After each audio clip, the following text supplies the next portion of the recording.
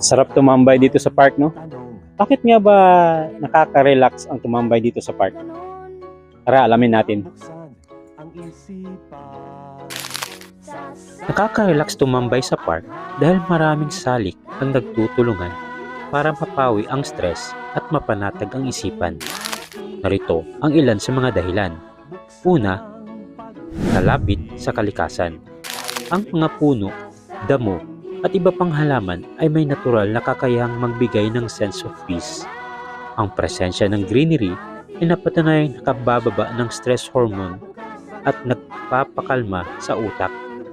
Tahimik at maluwag na espasyo. Hindi tulad ng matagong lugar o kalsada, kadalasan ay mas tahimik at hindi siksikan ang mga park.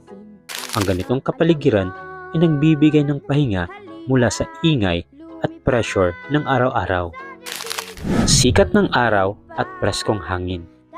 Ang natural na liwanag ng araw ay nakatutulong sa produksyon ng serotonin, isang feel-good hormone.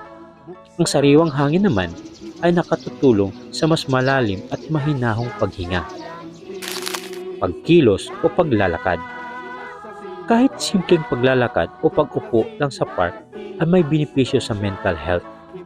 Ang light physical activity ay nagpapalakas ng katawan at isipan. Layo sa teknolohiya. Kapag nasa park, mas madalas na hindi hawak ang cellphone o hindi nakatutok sa screen. Ang disconnect na ito ay nakatutulong sa utak para magpahinga. Posibilidad ng social connection.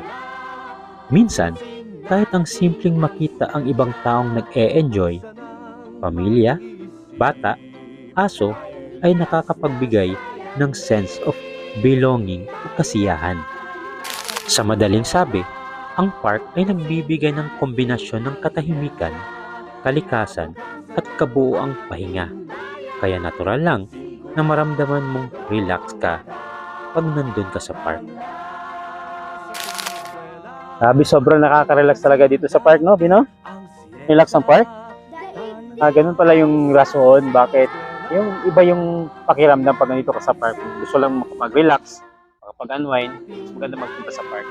Yung park na hindi crowded, Okay, so kung may natutunan ka sa video na to, huwag kalimutan mag-like, mag-share, at mag-comment dito sa video na to mga boss. And don't forget also to click that subscribe button and bell notification.